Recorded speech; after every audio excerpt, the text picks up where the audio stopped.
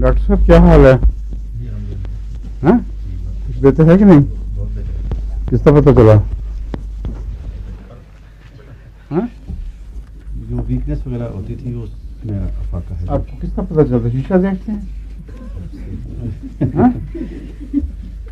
नहीं, शीशा तो नहीं देखता, बस खुद अपने आप से पता चल जाता है कि आज बेहतर महसूस कर रहा है। अपनी बेगम का शीशा देखा करें। अच्छा, कामन ये बीमारियाँ बेगम की आंखों में ज़्यादा रिफ्लेक्ट होती हैं, ठीक है। और बेगम की बीमारियाँ बास खामदों की आंखों में। ठीक है, ठीक है, तो ये सबसे ज़्यादा रिलायबल है तरीका पहचानने का। ठीक है समझ गए? जी। और शुरू करें फिर अब बिस्मिल्लाह।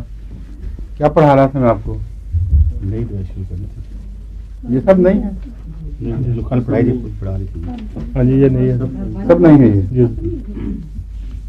इसी तरह से शुरू कर दे। किलकेरिया आयोडाइड हो गया था, जी। और डिप्थेरिनम नहीं, और कार्बोनियम एसिड, कार्बोलिक एसिड, वो नहीं तो और कोलोफाइलम। तो मैंने कहा था लपेट के अलग रहना, फिर तूने मुझे हरकत की है। दे दी थी मैंने, डॉक्टर साहब को अलग दे दी थी। डॉक्टर ने फिर दोबारा डाल दी बीच में। हैं? कल तो मैंने अलग कर दी थी इसको। स्टेमोनियम हो गई है? नहीं, फस्टुला, नहीं, थूजा। नहीं। तो बहुत बड़ी हैरत अंगेज बात है। इतनी बुनियादी दवाएं हैं और पढ़ाई बगैर हम समझे हमने सब मुकम्मल कर लिया है। अच्छा, शुरू करते हैं फिर। सियानोथस।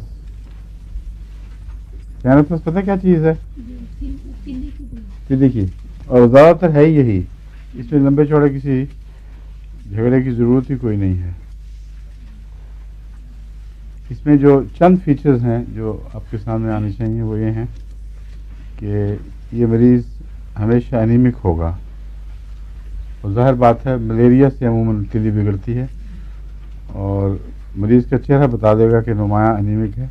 एक तरफ उसके बोझ होता है और उभार, आमतौर पे जिगर ख़राब हो और बढ़े तो एक तरफ सख्ती आती है पेट पे, इसमें बाईं तरफ भी आ जाती है, और ये निशानी है कि तिली को नुकसान पहुंचा है। तिली की दवाओं में इससे बेहतर मेरे इल्म में आज तक कोई दवा नहीं आई। इसमें एक और खूबी है जो जिसमें इस गरज से मैंने भी नहीं कभी इस्तेमाल किया, मगर किताबों में लिखी हुई है कि ब्लड प्रेशर को नीचे करती है। बस अगर तिली में सख्ती पैदा हो जाए तो खून की शरियानें सख्त हो जाती हैं, और इसको इस ऐसे ब्लड प्रेशर में जिसका लिवर और स्प्लीन, जिगर और तिली से ताल्लुक़ हो, इस्तेमाल करके देखना चाहिए। समझे? बाज़ दफ़ा ब्लड प्रेशर काबू नहीं आता, और अक्सर हम ब्लड प्रेशर की वो दवाएं देते हैं जिनका ज़्यादातर ताल्लुक़ बराह रास्त दिल से या गुर्दे से होता है, और जहाँ बीमारी का मरकज़ दिल या गुर्दे में हो वहाँ हमारी मारूफ दवाएं काम आती हैं। लेकिन अगर लिवर के साथ यानी जिगर और खुसूसन तिली से ताल्लुक़ हो तो फिर सियानोथस ज़रूर देनी चाहिए, जो पहले मैंने नहीं कभी दी, मगर मुझे ख्याल आया है कि ये गलती होती रही है। दी थी?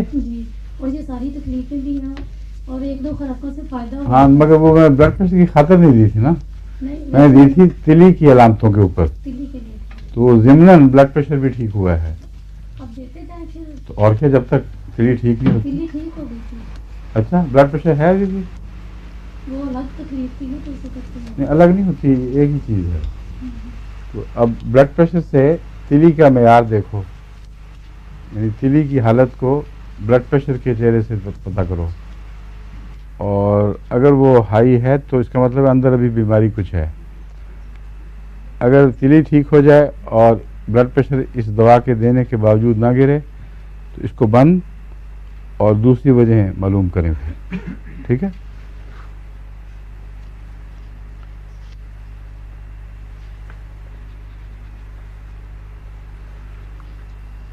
आमतौर पर जब एनीमिक हो जाती हैं औरतें तो उनके मेंसेस लंबे और पतले, पानी मिले जुले और बंद नहीं होते बसा औकात, بلکہ اور تنگ کرنے والے ہو جاتے ہیں. تو اس میں بھی یہی اثر پڑتا ہے. اور دیگر علامتوں میں ڈائریا اس میں پایا جاتا ہے, اور ملیریا اور جگر اور تلی کے بگڑے ہوئے جو مریض ہیں ان میں بسا اوقات یا قبض ہوگی یا ڈائریا ہوگا, درمیانے صحیح سٹولز جو ہیں وہ نہیں آتے. تو اس میں قبض کی بجائے ڈائریا کی طرف رجحان ہے. اور پیشاب پر یہ اثر پڑتا ہے کہ بار بار پیشاب کی حاجت ہوتی ہے. ٹھیک ہے. اسی تعلق میں ایک دوائی ہے ٹینوسپورا کارڈیفولیا.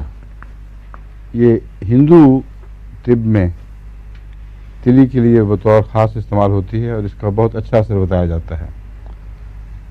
تو اس کا ٹینوسپورا کارڈیفولیا یہاں سے بوٹینیکل نیم ہے, یہاں سے پتہ چل جائے گا کہ کیا چیز ہے. تو اس کو غالباً ٹریچوریشن میں استعمال کرتے ہیں, یعنی اس کا جوس سے جوس نہیں, اس کو ابال کے تھوڑے پانی میں, تو اس کا پانی گھونٹ گھونٹ یا چمچہ یہ استعمال کروایا جائے. اس کی مقدار معین نہیں ہو سکتی کیونکہ وہ کہیں لکھی نہیں, میں نے دیکھی, تجربے سے سیکھنی پڑے گی. ڈفتھیریا کی بہت چوٹی کی دوا ہے, اور ڈفتھیریا سے بنی ہوئی ہے, لیکن اس کے باوجود ڈفتھیریا کے دوران دینے سے بھی فرق پڑتا ہے.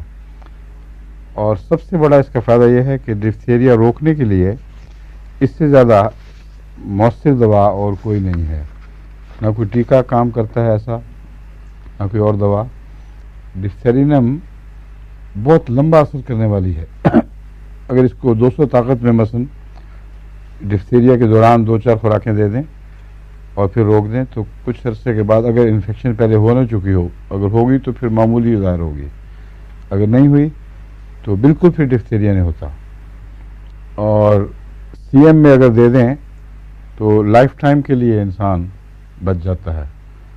لیکن اس دوران میں شروع میں پہلے 200 طاقت میں دے کر کچھ عرصے کے بعد پھر وقفے کے بعد اگر 2-4 مہینے کے بعد سی ایم دے دیں تو کوئی حرج نہیں. مگر بعض ڈاکٹرز کہتے ہیں کہ 200 طاقت ہی میں 8 سال تک اس کا اثر دیکھا گیا ہے. یعنی پھر وبائیں بار بار آئی بھی ہیں, تو ان ڈاکٹروں کو جنہوں نے یہ ٹیکے اپنے لیے استعمال کی تھی وہ کوئی اثر نہیں پڑا. بعض بچوں پہ بھی تجربے کیے ہیں, مقابلہ کر کے دیکھے ہیں. جن کو ڈفتھیرینم دے دی گئی ان کو ہوا بھی نہیں لگی, لیکن جن کو نہیں دی گئی تھی وہ بہت جلدی بیمار پڑ گیا. تو اس لیے اس کو یعنی انہوں نے یہ تجربہ تو نہیں کیا کہ ڈفتھیرینم نہ دے کر اس بیچارے پہ تجربہ کیا ہو. ڈفتھیرینم نہ دے کر ایلوپیتھک پریونٹیو ٹیکہ لگوایا اور پھر موازنہ کیا, تو اس موازنے میں بہت نمایاں فرق دیکھا گیا ہے. جو ڈفتھیرینم کے زیر اثر مریض تھے ان میں ایک بھی نہیں واقعہ ہوا کہ کسی کو ڈفتھیریا ہو گیا ہو. جو ایلوپیتھک طریق پر ویکسینیشن کے ذریعے کیے گئے ان میں نہ صرف یہ کہ بعض میں ڈفتھیریا ہوا بلکہ بعض دوسری بیماریاں بھی ساتھ لگ گئیں. اور ویکسینیشن کے دوران ضرور کچھ نہ کچھ دوسری بیماریاں بھی لگ جایا کرتی ہیں, کیونکہ نسبتاً کروڈ اور ایک قسم کا ایسا سسٹم ہے جس میں بعض دوسری ملاوٹیں, بعض ٹاکسنز دوسری شامل ہو جاتی ہیں. مثلا ڈفتھیریا کی ٹاکسن تیار کی ہے, لیکن کمپلیکیشنز کی وجہ سے اور بیکٹیریا بیچ میں شامل ہو گئے, اور گند مل گیا, تو وہ بھی ایسی حالت میں جسم میں چلی جاتی ہیں کہ پوری طرح وہ ہومیوپیتھک نہیں بنی ہوتی. اس لیے وہ اپنا جو مثبت اثر ان کا ہے وہ ظاہر کر دیتی ہیں. اس کو میں نے ڈفتھیریا کو انفلوئنزا میں بھی مفید دیکھا ہے, کئی دفعہ تجربہ کیا ہے. اگر انفلوئنزا کے دوران بیسیلینم, انفلوئنزینم اور ڈفتھیرینم بھی ساتھ ملا دیں تو زیادہ طاقتور دفاعی علاج ہے, انسدادی علاج.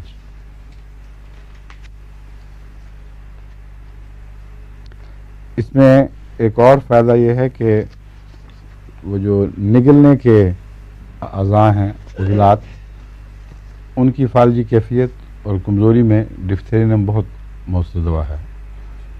جن کو بعض دفعہ کسی بیماری کی وجہ سے نگلنا مشکل ہو جاتا ہے اور بعض دفعہ ناک کے راستے نگلتا ہے مواد جو نگلنے کی کوشش کرتے ہیں, ان کو ڈفتھیرینم کی چند خوراکیں دیں, اس سے خدا کے فرق پڑ جاتا ہے.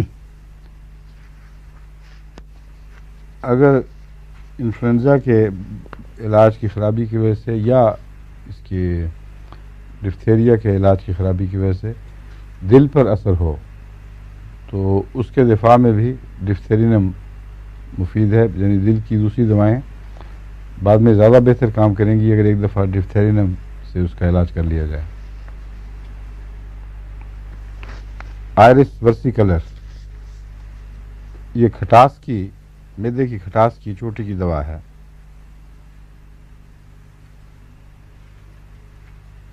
اس میں وہ علامتیں جو میگرین کی پائی جاتی ہیں ہر جگہ تقریباً مشترک ہیں, وہ سب علامتیں اس میں ہیں.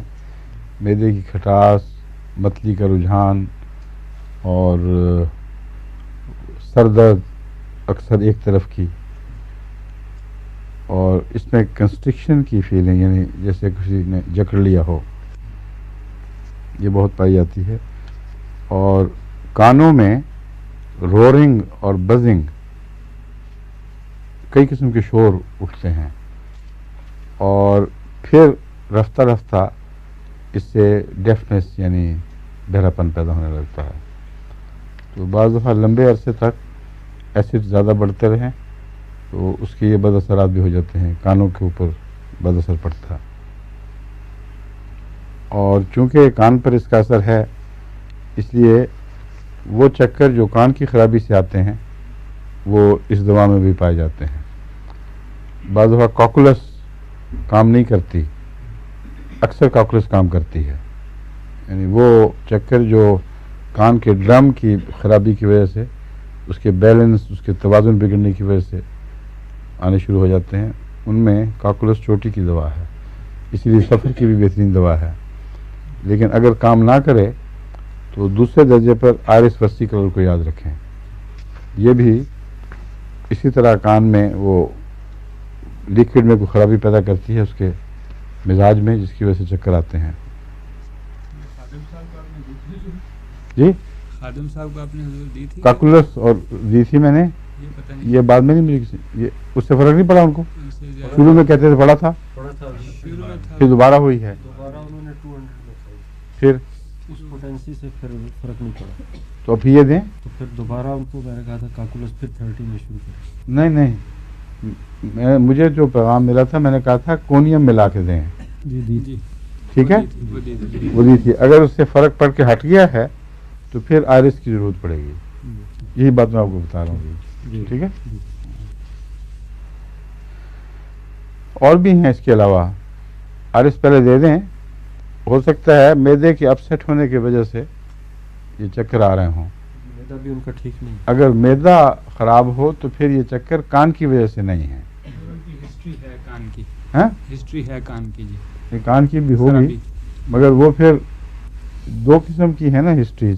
ایک ہے جو کان کے اندر جو لیکوڈ ہے وہ جو ذرا سا بدلے لیول تو اس کی وجہ سے چکر آتے ہیں. کرونک ڈسچارج ان کو رہا ہاں ہے. وہ ہے وہ چیز. ایک وہ اعصابی کان کی کمزوری کی وجہ سے چکر آتے ہیں, کیونکہ جو لیکوڈ بدلتا ہے نا اپنا لیول, تو وہ عضلات جو دماغ تک پیغام پہنچاتے ہیں ان میں سستی پیدا ہو جاتی ہے. اور کاکولس میں بڑی وجہ وہ ہے, انفیکشنز کی اس وجہ نہیں ہے. انفیکشنز کی وجہ سے اگر ہو تو پھر دوسری دوائیں دینی ہوں گی. اس میں سلفر چوٹی کی دوا ہے, اور معدے کی خرابی ہو تو پھر آئرس جیسی دوائیں کام آئیں گی. نقص کا بہت مؤثر ہے اس میں. تو وہ حالات دیکھ کر بدلنا پڑتا ہے. ڈاکٹر صاحب کا خیال ہے انفیکشن کی ہسٹری ہے, اس لیے اس کو سلفر اور پیراجینم پہلے دیں. سمجھ گئے. اور اس قسم کے چکروں میں جو معدے کی خرابی سے نقص فہمی کا بھی ہے اور برائونیا بھی ہے. برائونیا بھی چکروں کی چوٹی کی دوا ہے.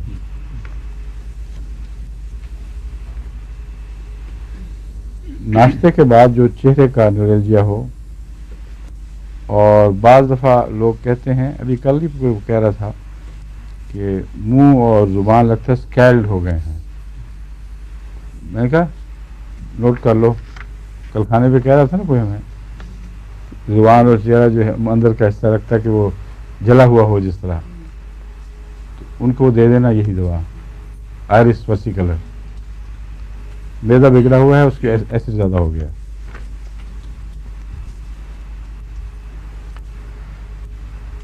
और स्लाइवा जो मुंह का लुआब है, लुआब दहन, वो इसमें उसके कॉकस की तरह रोपी हो जाता है।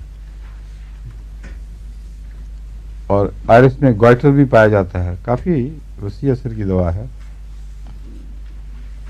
तमाम एलिमेंट्री कैनाल यानी ऊपर से लेके नीचे तक जो नालियाँ हैं, उन सब में इसमें बाज़ दफ़ा जलन पाई जाती है, जो एसिड की ज़्यादती की वजह से है।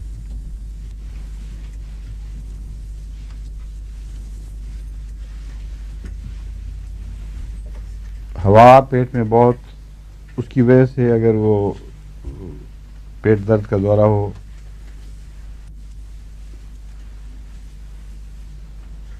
और डायरिया पीरियोडिकल हो, कभी कब्ज़ कभी डायरिया हो जाए, हर्पीस में भी मुफीद है ये, लेकिन वो हर्पीस जिसके साथ मैदा बिगड़ा हुआ हो।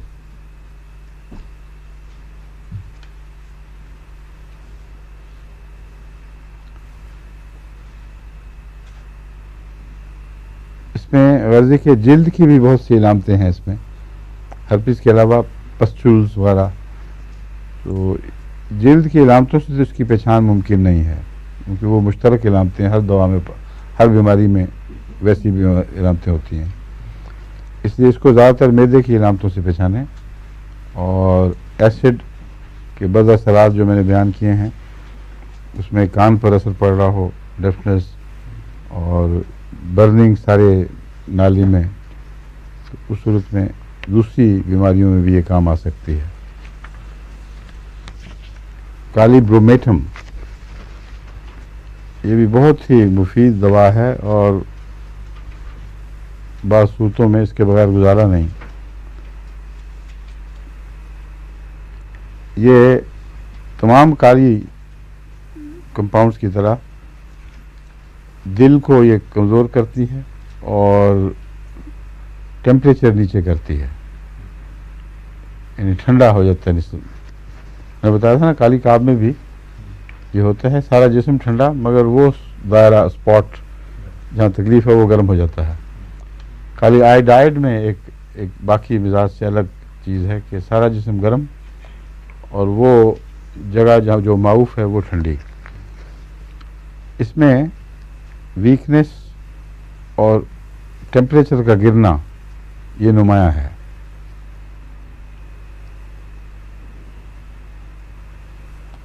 और ख़ास तौर पर जो कमज़ोरी है वो ज़हन पर असरअंदाज होती है, याददाश्त भी कमज़ोर हो जाती है, सोचने और तवज्जो देने की ताकत में कमी आ जाती है, और उसके नतीजे में डिप्रेशन के दौरे पड़ने शुरू हो जाते हैं। हर चीज़ में मायूसी देखने लग जाएगा मरीज़।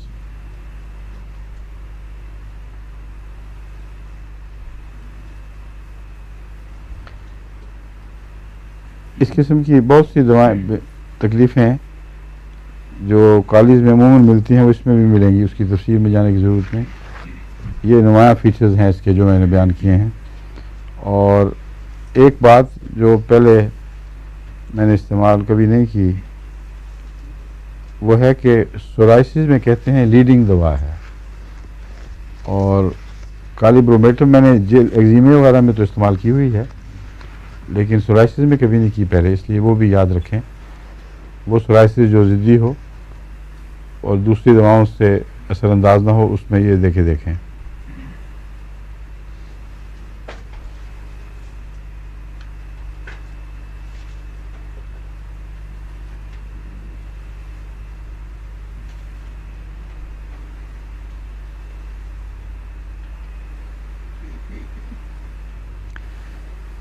इसमें जो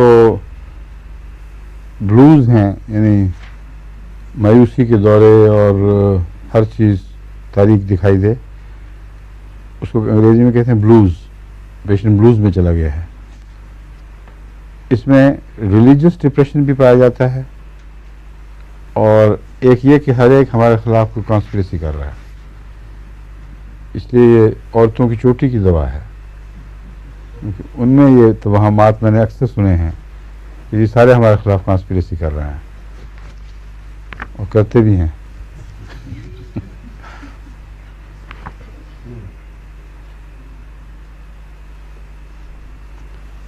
याददाश्त कम हो जाती है, रात के टेरर, रात के खौफ बढ़ जाते हैं और इल्यूजन्स जो हैं वो बड़े डरावने आते हैं। इसमें भी सुसाइडल मेनिया मिलता है। बाद मरीजों के मुतालिक मुझे किसी ने बताया था कि वो सुसाइडल मेनिया वो अभी तक पूरी तरह क्योर नहीं हुआ। तो तुमने भी जिक्र किया था आरफा? हाँ, आरफा मुझसे बकायदा पूछती है चीज़ें, जो केसेस होते हैं और अगर रख के तो बकायदा पूछती रहती है। तो इससे मुझे अंदाज़ा हुआ इसका दिमाग ठीक रास्ते पे चल रहा है माशाल्लाह। और आपके जो केसेस आते हैं मेरे पास, उससे भी पता लग रहा है कि आप दोनों माशाल्लाह अच्छी प्रिस्क्रिप्शन करने लग गए हैं।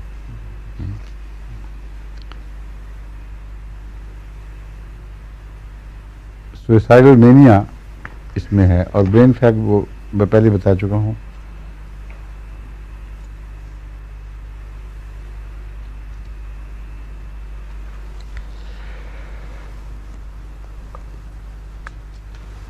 फेरिंग्स और लेयरिंग्स दोनों में कमज़ोरी आ जाती है। जो उज़लाती कमज़ोरी है उसकी वजह से निगलने और एक्सपेक्टरेशन, बाहर फेंकने वगैरह में दिक्कत पेश आती है।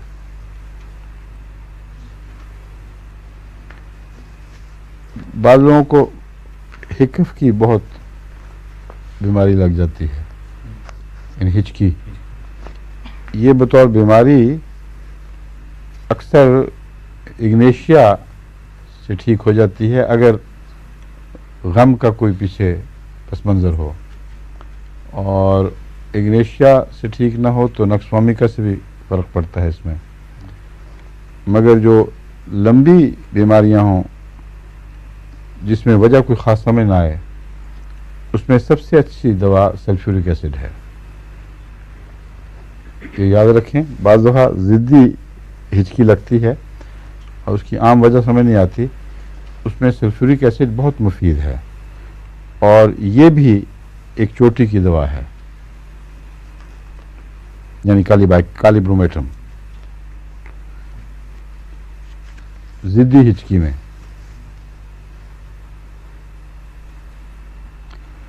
कॉलरा इन्फेंटम एक बीमारी है जिसका मतलब है कि वो वबाई कॉलरा तो नहीं होता, मगर कॉलरा जैसी इलामतें बच्चों में पैदा हो जाती हैं।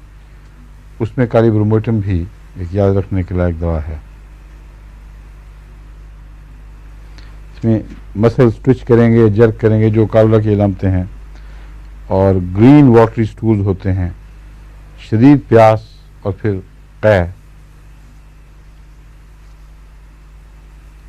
मर्दाना और जनाना कमज़ोरियों में जो अमूमन पाई जाती हैं उनमें ये दवा बराबर काम करती है। ओवेरियन नोरेल्जिया में भी, सिस्टिक ट्यूमर्स ऑफ ओवरीज, ये बहुत बीमारी यहाँ है हिंदुस्तान में। मेरे पास तो आए दिन मरीज आते हैं सिस्टिक ट्यूमर के। पता नहीं यहाँ की ग़िज़ा वगैरह की बात है या फिर आजकल वैसी दुनिया में ये ज़्यादा हो गए हैं, जो है ना एंटीबायोटिक्स वगैरह ये चीज़ें, ये मर्ज़ को अंदर धकेलती जाती हैं। तो वो ट्यूमर जो यूट्रस में बाहर हुआ करते हैं, अगर उनकी ट्रीटमेंट लोकल ट्रीटमेंट होती रहे और वो सप्रेस हो जाएं, तो फिर वो अंदर घुसेंगे ओवरीज में, फ्लोपियन ट्यूब्स में चले जाएंगे और भी ज़्यादा मुश्किल हो जाते हैं। तो ये सिस्टिक ट्यूमर के लिए एक अच्छी दवा है कालीब्रोमेटम।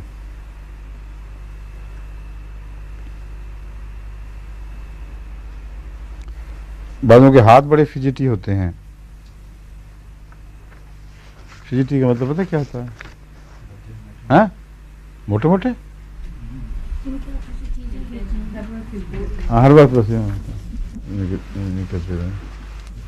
जैसे नईम है ना, ख्वाजा नईम रब्वा में, वो भी बड़ा फिजिटी है, हर वक्त कुछ ना कुछ करता रहता है। जो शख्स हाथ को निचल्ला ना रख सके उसमें ये दवा मुफीद होगी।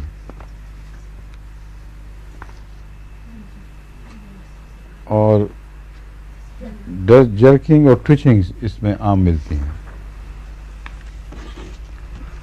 अब तो इफ्तार काफ़ी है, माशाअल्लाह। अब फर्ज का काम तैयार खड़ा अगला। काली म्योर, ये भी नहीं पढ़ाई? हैं? इतना इस्तेमाल किया कि दिमाग में आ ही नहीं सकता था कि ना पढ़ाई हो। हैं?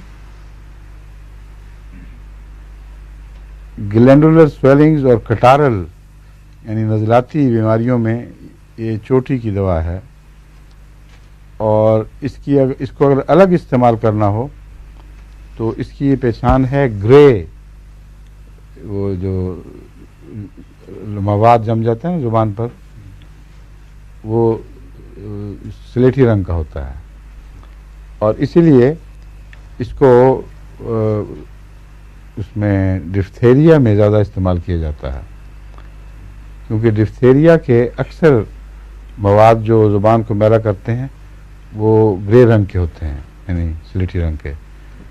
इसलिए बाज़ डॉक्टर टक्साली के तौर पर मलेरिया डिफ्थेरिया के नुस्खों में काली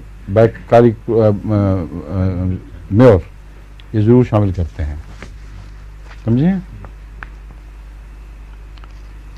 अच्छा, एक और इसकी ख़ास बात है कि सर में क्रस्टालेक्टिया, जो बच्चों के दूध पीते के ज़माने का एक्जिमा जो ऊपर लेयर सी जमा देता है, वो उसमें मुफीद है। और डैंड्रफ में भी मुफीद है ये।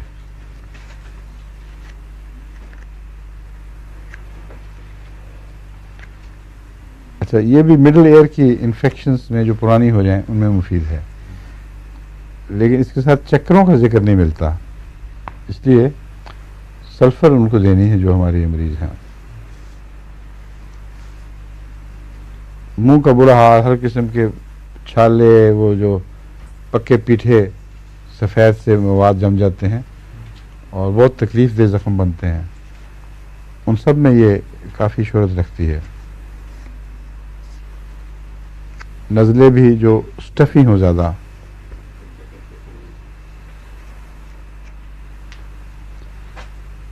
और गले की सूजने में और टॉन्सिल में बहुत चोटी की दवा है, लेकिन इसको मैं अकेला इस्तेमाल नहीं करता, सिलिशिया और क्लिकेरिया फ्लोर और फेरम फास्ट के साथ मिला के देता हूँ, और अक्सर गलों में फौरी तौर पर इसको फ़ायदा पहुँचता है, इससे इस नुस्खे से फ़ायदा पहुँचता है।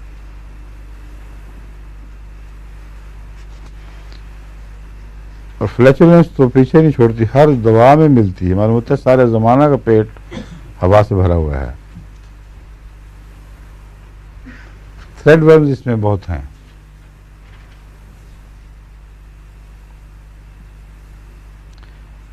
अगर कॉन्स्टिपेशन होगी तो उसमें जिगर ज़रूर ख़राब होगा और पाइल पर असर पड़ता है, इसलिए स्टूल्स का रंग मटियाला होने शुरू हो जाता है। जो मटियाला हो जाए, इजाबत मटियाली हो जाए, तो उसमें काली म्योर को भी याद रखना चाहिए।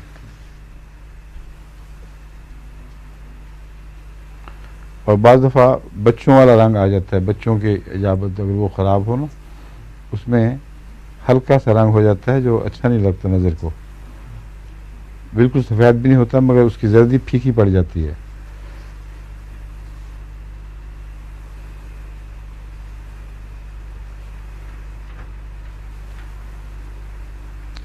हेमोराइड्स भी हैं इसमें। मेंस्ट्रुएशन देर में होगी और सप्रेस्ड होगी।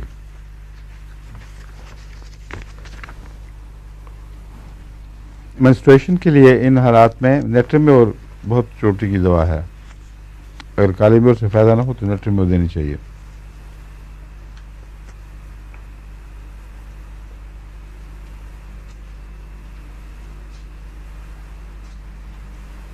اس میں جو لیکوریا ہے وہ ملکی وائٹ رنگ کا ہوتا ہے، گرے نہیں ہوتا، اور بلینڈ ہوتا ہے، وہ اریٹیٹ نہیں کرتا بالکل.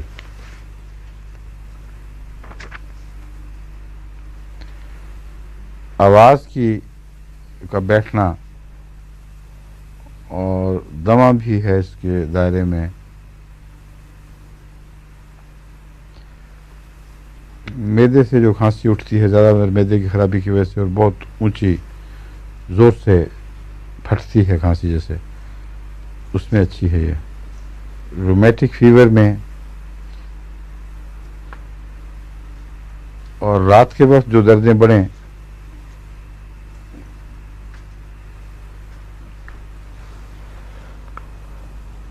جو رات کو بستر میں لیٹنے کے بعد اور ان میں حرکت ایسی ہو جیسے بجلی کے کوندے چلتے ہوں، ان میں کالی میں اور مفید ثابت ہو سکتی ہے. اسکن میں ہر قسم کی بیماریاں موجود ہیں.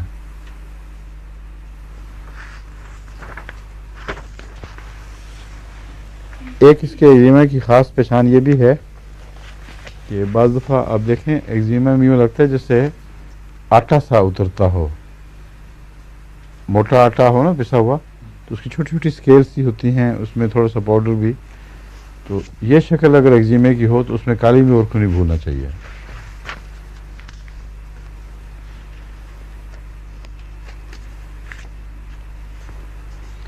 رومیٹک پینز جو ہیں وہ ہر جگہ پائی جاتی ہیں.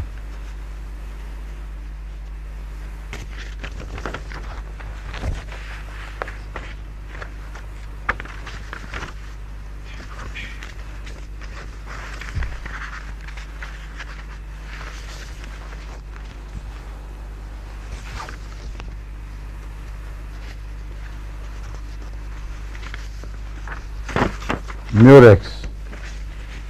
The symptoms of the female sexual organs are most prominent. عام طور پر نرم مزاج اور نرم دل عورتوں کی دوا ہے، مگر اس کی مصیبت یہ ہے کہ مینسز بہت کھلے اور کمزور کر دینے والے ہوتے ہیں.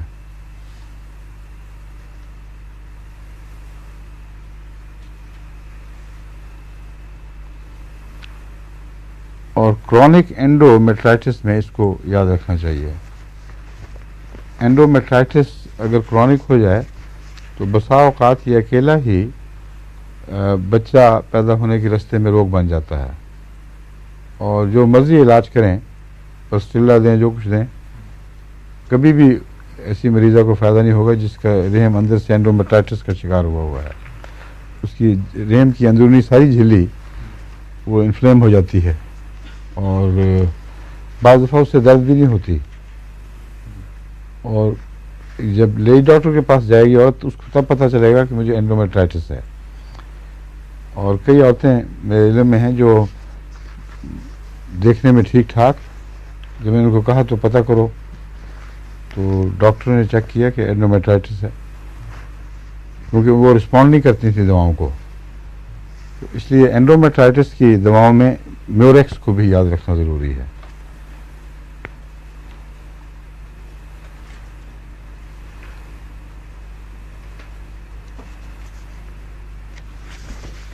لیکوریا گرین یا بلڈی ہو جاتا ہے.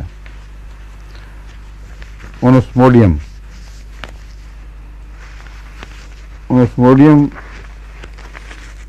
اعصاب کی چوٹوں کی دواؤں میں سے ہے، اور اس میں سر درد اکثر پائی جاتی ہے اونوسموڈیم میں، جو آنکھ پر بھی اثر انداز ہوتی ہے اور پیچھے اور پھر نیچے پٹھوں میں اترتی ہے. تو اونوسموڈیم مائیگرین میں یا میگرین میں بہت مفید دوا ہے. میں اس کو جلسیمیم کے ساتھ دے کے استعمال کرتا ہوں، تو اللہ تعالیٰ کے فضل سے بہت مفید ثابت ہوتی ہے. اگر پیاس زیادہ ہو تو پھر نیٹرومیور کے ساتھ اونوسموڈیم ملا کے، اگر نہ ہو تو جلسیمیم کے ساتھ. لیکن اونوسموڈیم اپنی ذات میں اکیلی بھی کافی ہوگی. اور اس میں بھی چکر پائے جاتے ہیں.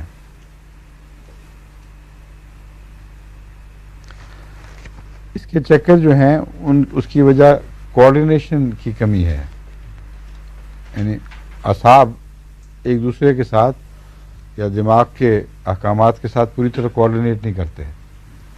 تو جب بھی یہ قسم کا توازن بگڑے گا تو چکر اس سے پیدا ہوں گے.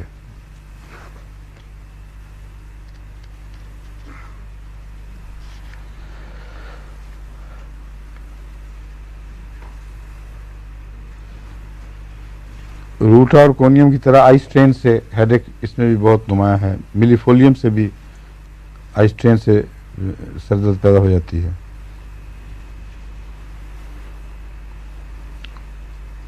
اور اگر تھکاوٹ قدیمی ہو جائے، جیسے کوئی پیدا ہی تھکا ہوا ہو، تو اس کا علاج اونوسموڈیم ہے. اینشنٹ تھکاوٹ ہے، شروع سے لے کر آخری عمر تک تھکا ہی رہتا ہے بیچارہ، اس کو اونوسموڈیم دیں، اس سے خدا کے فضل سے اس کی کافی کار پلٹتی ہے. کیونکہ اونوسموڈیم سے میں نے دیکھا ہے مسکولر طاقت پیدا ہوتی ہے، اگرچہ اس کی خاطر نہیں دی جاتی. اکثر تو میں نے سر درد میں استعمال کی ہے، لیکن اس کا اگر کسی کو استعمال کروایا جائے تو بسا اوقات تو یہ کہے گا کہ بھائی عموماً طاقت زیادہ آ گئی ہے، پہلے سے زیادہ آسانی سے چھلانگیں وغیرہ لگا لینے لگ جاتا ہے. اس لیے اونوسموڈیم کو عموماً چستی پیدا کرنے کے لیے استعمال کرنا چاہیے.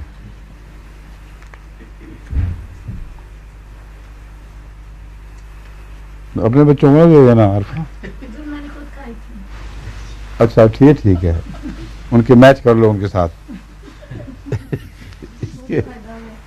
اس کے بچے جو ہیں نا وہ اوور ایکٹیو ہیں، اور خاص طور پر عتیق ہے، وہ تو قابو آ ہی نہیں سکتا، وہ چھلانگے مارتا، یوں دوڑتا، اور کوئی بیماری کی علامت نہیں ہے، پیدائشی ہے.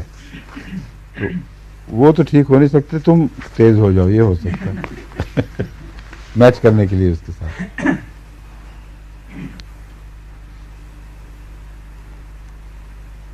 آنکھ کا میں بتا چکا نا، تھکاوٹ آنکھ کی جو ہے وہ سر درد بن جایا کرتی ہے، اور آنکھ کے استعمال سے طبیعت گھبراتی ہے، کیونکہ اس سے تھکاوٹ پیدا ہو جاتی ہے.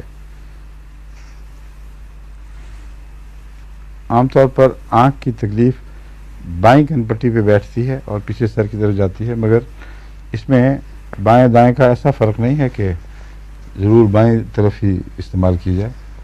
دائیں طرف بھی میں نے دیکھا ہے، بائیں طرف بھی، دونوں جگہ استعمال ہوتی ہے. اور آنکھ اور پیچھے اترنا درد کا، یہ اس کی خاص علامت ہے.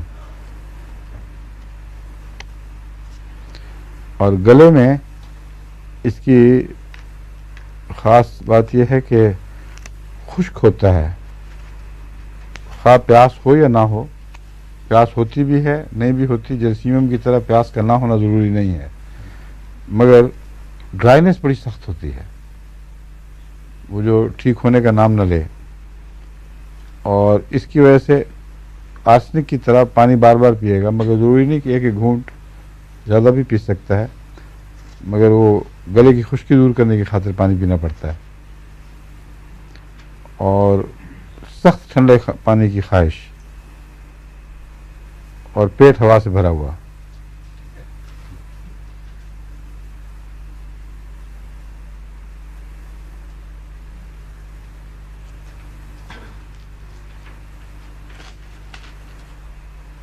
جو بیک ایک ہے وہ ڈورسل اور لمبر ریجن میں پائی جاتی ہے.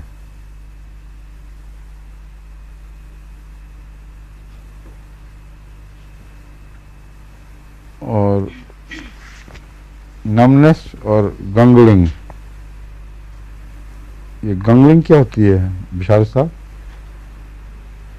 GNGLING. ٹنگلنگ کو ٹی آئی مس ہو گیا بیچ میں سے، گنگلنگ لکھا ہوا ہے.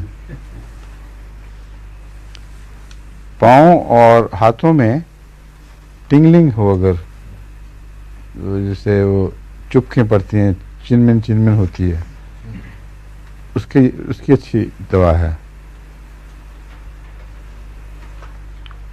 اور اگر چیسٹ پین کے ساتھ پلس ریپڈ اور ارریگولر ہو اور ریپڈ ہونے کے باوجود کمزور ہو تو اس میں بھی اونسموڈیم ایک مفید دوا ثابت ہوتی ہے.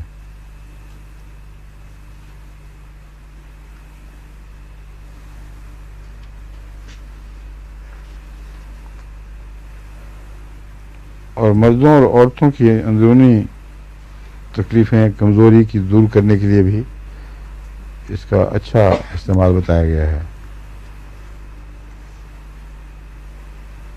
اس کے استعمال سے اچھا اثر بتایا گیا ہے.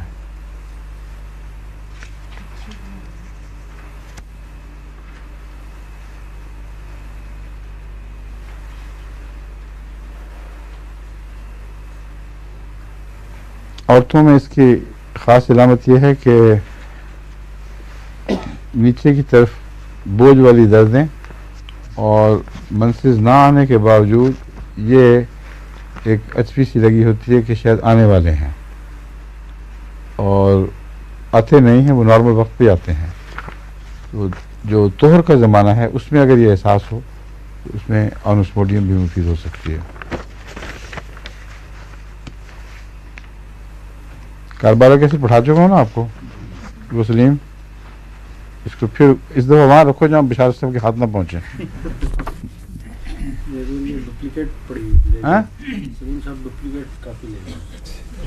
اچھا میں نے تو کل جو پڑھائی تھی نا وہ ان کو دے دی تھی بچار صاحب کو. وہی تو کہہ رہا ہوں میں. پھر انہوں نے پھر اس کو دے دی. یہی ہوگا، اس طرح چلتا رہے گا سلسلہ.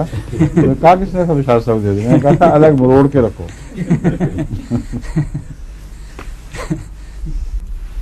اچھا، کولوفائلم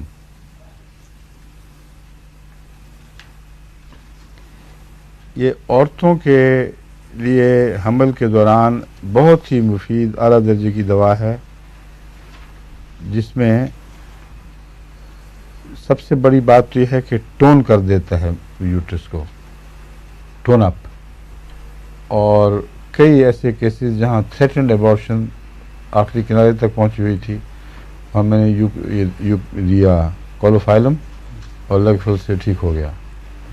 بلکہ بعض تو لڑکیاں چلی بھی گئی تھیں ہسپتال میں، اور ایک دفعہ امریکہ میں جو ہسپتال سے فون آیا، اب ڈاکٹر نے کہا کہ اب کوئی صورت نہیں. میں نے کہا کولوفائلم ضرور کھا لو. تو 2-4 دن کے بعد اطلاع ملی کہ ٹھیک ٹھاک واپس اپنے گھر پہنچ گئی.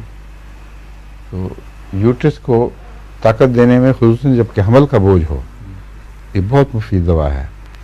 اور اگر پیدائش کے وقت دردیں بجائے اس کے کہ یوٹرس کی طرف منتقل ہوں، دونوں طرف ران کے اندر کی طرف سے نیچے اتریں اور جو سراہی ہے یوٹرس کی وہ شکنجے میں آ جائے، تو کولوفائلم بہت ہی مفید ہے. اس میں سیکیل کور بھی اس کی دوا ہے، مگر اکثر سیکیل کے غلط استعمال سے چونکہ ہوتی ہے تکلیف، اس لیے وہاں کولوفائلم کام آئے گی.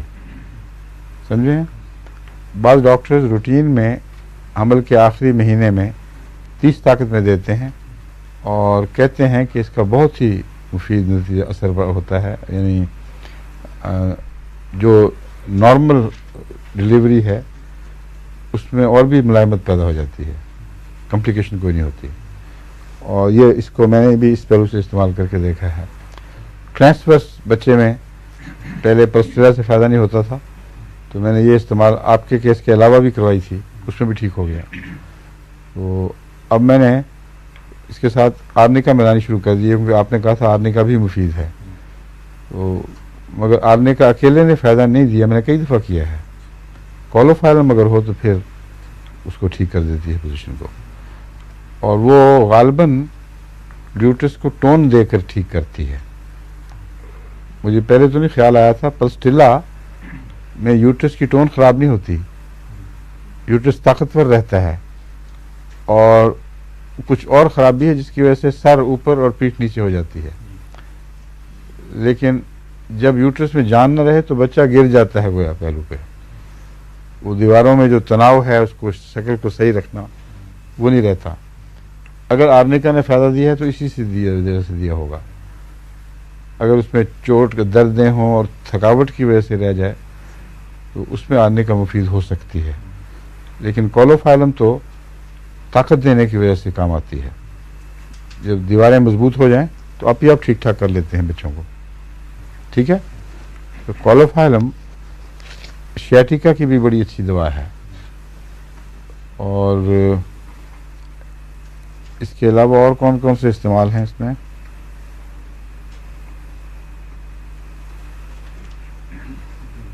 یہ میں سب جو بتا چکا ہوں آپ کو.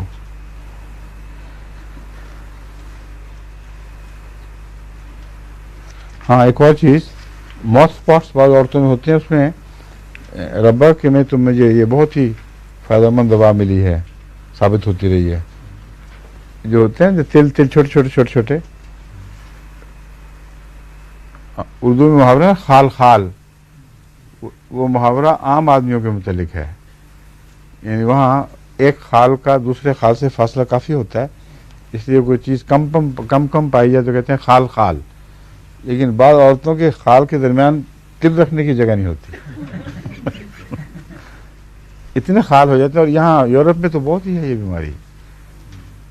دیکھیں بعض ٹیلی ویژن میں بعض بچے بھی آتے ہیں تو وہ کوئی واقعتاً تل دھرنے کی جگہ نہیں ہوتی تلوں کے درمیان.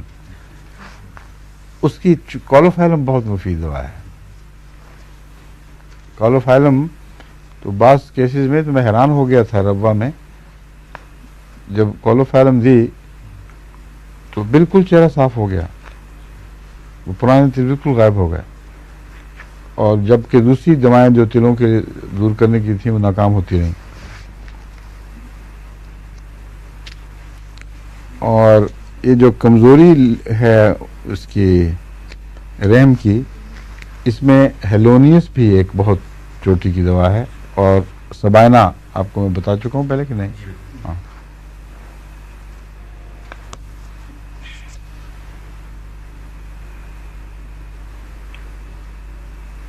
عورتوں میں ڈسکلریشن آف اسکن، وہی چیز ہے جو تلوں کو پیدا کرتی ہے.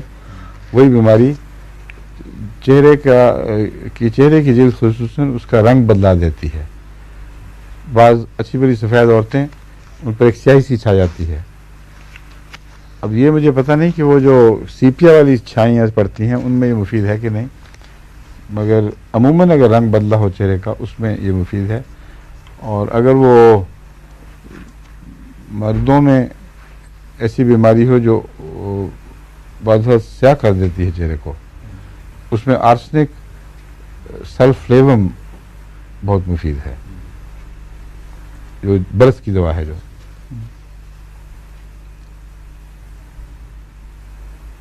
اچھا، اس میں گاؤٹ پایا جاتا ہے.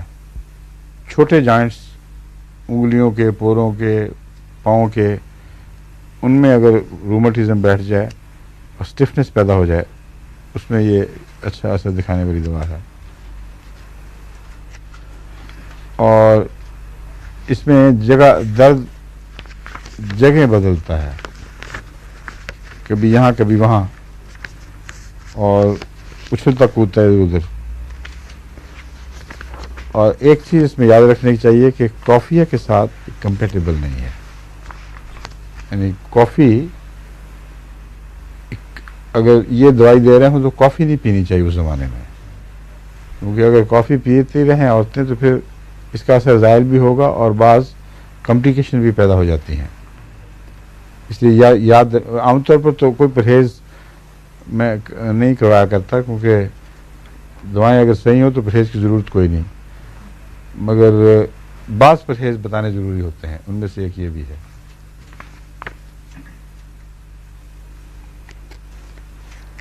سیانوتھس پڑھا دیے نا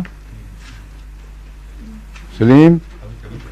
ہاں ابھی اچھا پھر دوسری کہاں سے آ گئی بیچ میں؟ نہیں، دوسرا چکر ہے.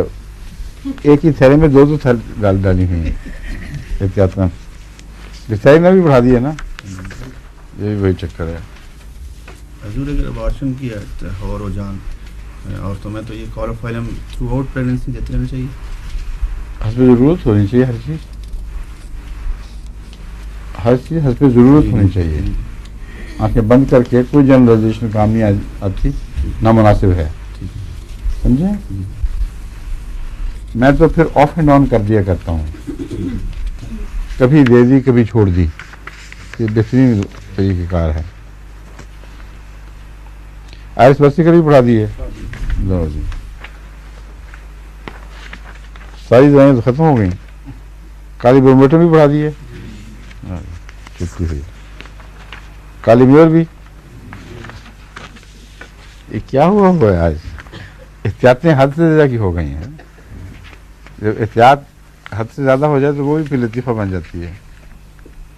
एक दफ़ा कहते हैं कोई शख्स स्टेशन पे खड़ा गाड़ियों के मुतालिक पूछ रहा था कि लाहौर स्टेशन पे मसलन कि ये फ्रंटियर मेल कब जाएगी, तो उसने बता दिया बाबू ने। उसने कहा ये दिल्ली वाली, ये कालका, पुराने ज़माने की बात है, इंडिया के जब ये होता था, तो बठिंडा कलकत्ते कब जा रही है गाड़ी। सारी गाड़ियों को पूरा पूछ लिया, तो फिर आखिर पे कहता है कोई इंजन तो नहीं शंट कर रहा। उसने कहा कि क्या हो गया तुम्हें। उसने कहा लाइन टपनी है। एहतियात से देखिए, कमाल से देखिए, सिर्फ लाइन के पार जाना है। एहतियात है कि शायद कोई गाड़ी जा रही होगी। तो आज बशारत साहब पे वो एहतियात का दौर आया हुआ है। काली म्योर भी पढ़ा दिए हैं, और म्यूरेक्स भी, लैक्टिक एसिड पढ़ाई। चलो शुक्र है कोई तो आई है। इसमें मॉर्निंग सिकनेस बहुत नुमाया है। लैक्टिक एसिड के मतलब याद रखें कि ये ज़ियाबितस की चोटी की दवाओं में से है, अगर जिसका इस्तेमाल कम हुआ है। लेकिन अगर ज़ियाबितस की दूसरी दवाओं के अलावा लैक्टिक एसिड 200 में दिया जाए तो वो मरीज़ जो बाकी दवाओं से असर कबूल नहीं करते, इसके ज़ायद इसके असर से वो पहली दवाओं का असर भी कबूल करने लग जाते हैं। तो लैक्टिक एसिड को पेश नज़र रखें। और एक दवा है सार्कोलैक्टिक एसिड। ये वो लैक्टिक एसिड है जो इंसान के जिस्म में पैदा होता है, और ये इस तरह पैदा होता है कि अगर मसल्स ब्रेक कर रहे हैं, जो एनर्जी ब्रेक कर होती है ना मसल्स के अंदर, उसका जो वेस्ट प्रोडक्ट है उससे सार्कोलैक्टिक एसिड पैदा होता है, और वो थकावट भी जिस्म में पैदा करता है, और उसकी खराबी की वजह से डायबिटीज़ वो पैदा हो जाती है, जो ज़रूरी नहीं कि पेंक्रियास की खराबी से हो। ये वो डायबिटीज़ है ज़्यादातर जो एब्सॉर्प्शन के में कमज़ोरी पैदा करती है। और पहले जो लोग समझते थे ना कि सिर्फ पेंक्रियास की खराबी से डायबिटीज़ होती है, अब जो किस्में निकली हैं वो तो कई 100 हैं, 300 से ज़ायद किस्में दरियाफ्त हो चुकी हैं। उनमें अक्सर वो हैं जो इंसुलिन होने के बावजूद जिस्म काम नहीं करता, उसको इस्तेमाल नहीं करता, या उसके ख़िलाफ़ एक रद्द-ए-अमल पाया जाता है। तो सार्कोलैक्टिक एसिड ऐसी ज़िद्दी ज़ियाबितस में भूलनी नहीं चाहिए, बहुत अहम दवा है। और अमूमन कमज़ोरी हो अगर, और खिलाड़ियों के लिए ख़ुसूसन जबकि उनका जो एनर्जी ब्रेक हो रही होती है, जो ताकत टूटती है अज़ा में, तो उससे जो थकावट की वजह से दर्दें पैदा होती हैं। कुछ तो हैं जो नरम मीठी दर्दें जो थकावट से होती हैं, कुछ ऐसी हैं जो उनमें बुखार की सी शोफी पाई जाती है, उनमें सार्कोलैक्टिक एसिड बहुत मुफीद है। और बदन को वैसे ही हल्का रखने के लिए, जिस तरह मैंने बताया था ना आपको, मैंने आपको जो बताई थी दवा, नहीं बात शायद जो खुदा जेलसीमम के साथ जो सर दर्द की दवा देते हैं, ओनोस्मोडियम में जैसे जिस्म में जान डालने की एक ताकत मौजूद है, उसी तरह सार्कोलैक्टिक एसिड भी बहुत मुफीद है, और एसिड फास्ट भी अच्छा है, समझे। फास्फोरस भी खुद, लेकिन फास्फोरस वगैरह की चूँकि गहरी दवाएं ऐसे और किस्म की हैं, उनके इस्तेमाल में अगर गलती हो जाए तो बाद और ख़राबियाँ पैदा हो जाती हैं। आंखें बंद करके जो लोग फास्फोरस लंबा अरसा दें, उनमें खून गाढ़ा हो जाता है, और खा कोलेस्ट्रॉल बढ़े या ना बढ़े, क्योंकि ये कोलेस्ट्रॉल कम करने वाली दवा भी है, मगर खून को गाढ़ा कर देती है। और अक्सर डॉक्टर साहब ये खून को गाढ़ा करने का क्या मतलब है बगैर कोलेस्ट्रॉल के?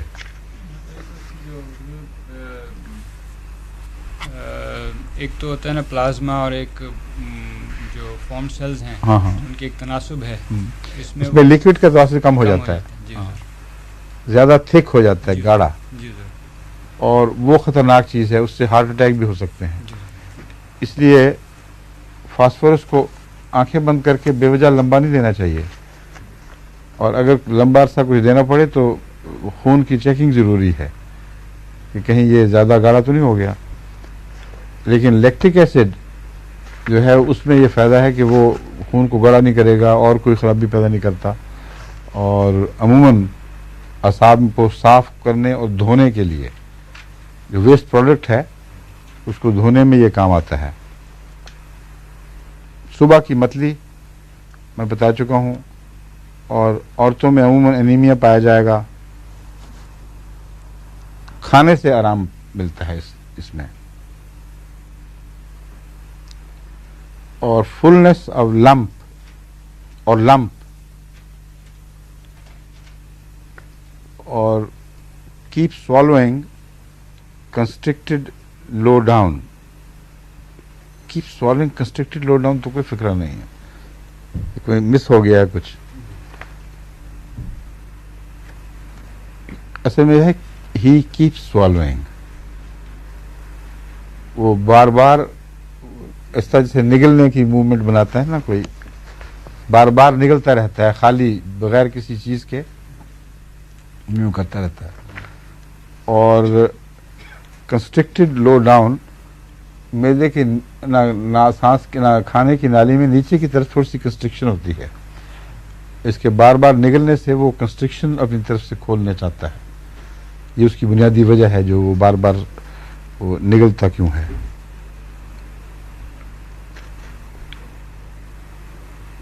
और ऑक्सिलरी ग्लैंड्स फूल जाते हैं। ऑक्सिलरी नहीं, एक्सिलरी होगा, क्यों जी? एक्सिलरी ग्लैंड फूल जाते हैं, उनमें लैक्टिक एसिड भी मुफीद है, मगर अगर सिलिशिया हाई दी जाए तो अक्सर मैंने देखा है, ख़ासतौर पर वो जिनको बगल की गुठली निकलती है, बड़ी तकलीफ देती है। उसको क्या कहते हैं? बगल की कचरी है। आपको पंजाबी नाम ही बता दें चलो के बाद। याद है? आम मिलती है, अंजीर नहीं, वो तो सिल्ली गुठलियां हैं। ये बगल के अंदर बड़ी खतरनाक गुठली निकलती है और यूं उड़ जाता है बाजू, और सख्त बुखार। कचराली है, कचराली या कचराली? अच्छा, कच्छ से कचराली, ठीक है। उसमें सिलिशिया बहुत मुफीद है। मैंने ऊंची ताकत में सिलिशिया इस्तेमाल करके देखी है कचरालियों में, वो एक ही डोज वो उसको अंदर गायब कर देती है, पकने नहीं देती। और कहते हैं कि अगर पकने के करीब पहुंची हो फिर सिलिशिया नहीं ऊंची ताकत में देनी चाहिए। उस वक्त फिर हेपरसल्फ छोटी ताकत में या सिलिशिया छोटी ताकत में, ठीक है, वो फिर जल्दी पका के मवाद को बाहर निकालेगी। बाहर इसमें भी कचराली का रुझान पाया जाता है। उर्दू क्या है इसकी, कचराली की? कोई है यहाँ माहिर उर्दू? क्यों जनाब? हज़रत मौलवी अबुल ताज साहब की बेटी, क्या कहती हैं आप? बेटी और बहू दोनों हैं, बेटी भी तो है। हैं? बगल गन नहीं, बगल गन और बदबू होती है बगल की बड़ी खतरनाक, वो और चीज है। ना बेटी को याद ना बहू को याद, देख लो जरा। इसलिए मैं एहतियातन अपनी बेटी से पूछता ही नहीं। क्यों फायदा? कोई है लफ्ज़ दिमाग में? हमारे घर तो निकली कभी नहीं ना किसी को, हैं? वो क्या चीज है? बगल गंद, वो तो बिल्कुल ही और हैं? कंद मीठा। इन्ना लिल्लाह व इन्ना इलैहि राजिऊन। बगल कंद मैंने पहली दफा सुना है। गुल कंद तो सुना हुआ था, ये बगल कंद। कि तुम नई नई इजाज़तें ना करो खुदा के लिए। हाँ।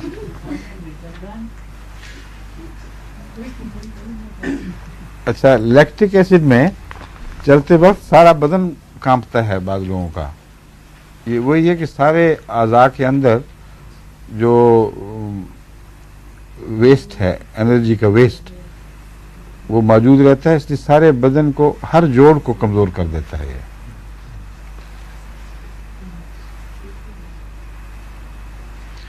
और इसमें पेशाब की ज़्यादा बार बार हाजत, मगर थोड़ा थोड़ा नहीं, ज़्यादा मिक़दार में। मगर ये मैं आपको जो बातें बताई हैं ना आखिरी 2-3, मिक्स ना कर दें। पहले आपको सार्कोलैक्टिक एसिड की बातें बता रहा था, अब लैक्टिक एसिड बताया है जो बदन का। वो सार्कोलैक्टिक एसिड का तोड़ बनता है लैक्टिक एसिड। यानी वो जो बीमारी है ना जिस्म का कांपना चलते वक्त, वो एनर्जी वेस्ट का वहीं पड़े रह जाना है, उसकी वजह से खराबी पैदा होती है। और उसको सार्कोलैक्टिक एसिड थेरेपी में फ़ायदा नहीं देगा, इस बीमारी में लैक्टिक एसिड देगा। इन दोनों के स्पिन में फ़र्क है।